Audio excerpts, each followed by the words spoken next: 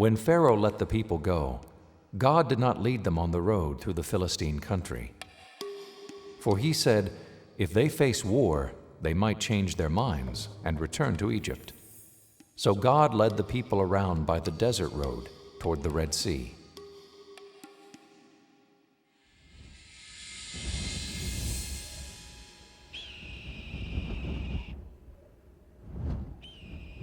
If the Israelites traveled from Goshen to the Aqaba coast, then the biblical description of their route to freedom is very specific. They walked a road through the Sinai desert in the direction of the Red Sea.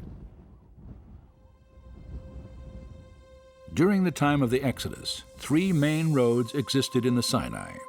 The way of the Philistines traced the Mediterranean coast past a series of Egyptian military outposts.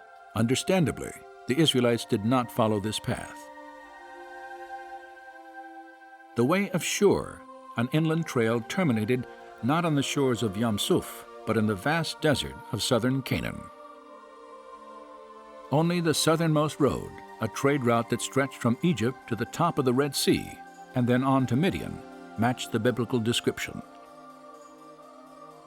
It's a route that runs through more or less central Sinai, from the Egyptian cities which are in the Nile Delta, and then on down to northwestern Arabia. This is a period when the incense route was beginning to develop. So we do have evidence of travel back and forth between Egypt and what we would call Midian. Located above the peninsula's rugged mountain ranges, this trade route was well suited for travel, as its flat, hard-packed terrain made long journeys on foot manageable and commonplace. When Moses fled from Pharaoh after killing an Egyptian slave master, he would have followed this route to sanctuary in ancient Midian. Then, 40 years later, he led his people out of Egypt over this same desert road again.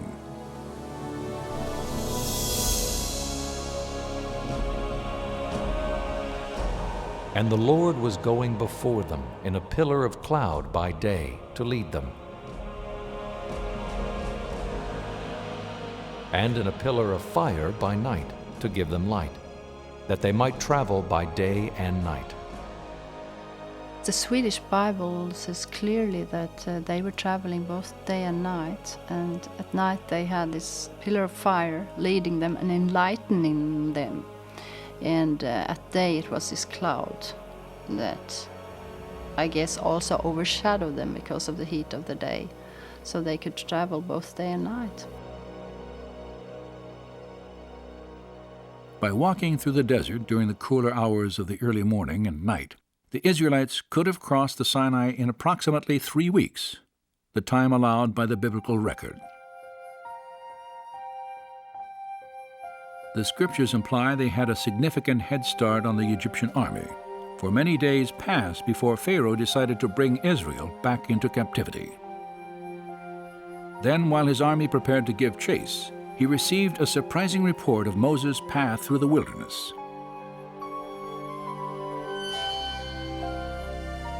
Now the Lord spoke to Moses, saying, Tell the sons of Israel to turn back and camp before Pi-hahiroth, between Migdol and the sea.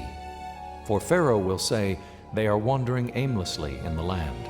The wilderness has shut them in.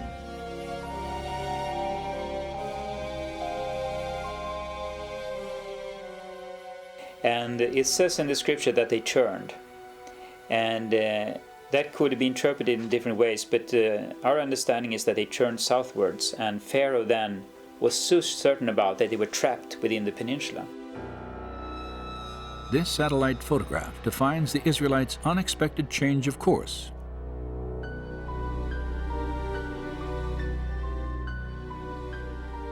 They had entered a winding maze of dry riverbeds that branched off the southern trade road in a twisting path to the coast. And within this canyon, called Wadi Watir, Moses and his people were hemmed in between walls of rock 2,000 feet high.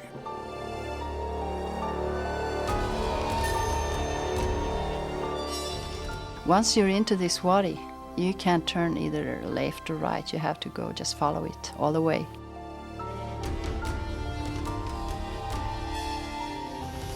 you have huge mountains on each side, so you can't get anywhere else except follow this valley.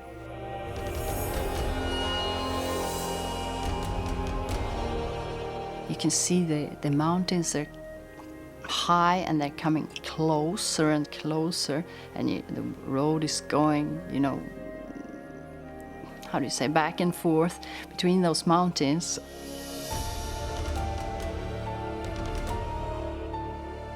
After walking 18 miles through the wadi, the Israelites caught their first glimpse of the mouth of the canyon and an even greater obstacle that now stood before them.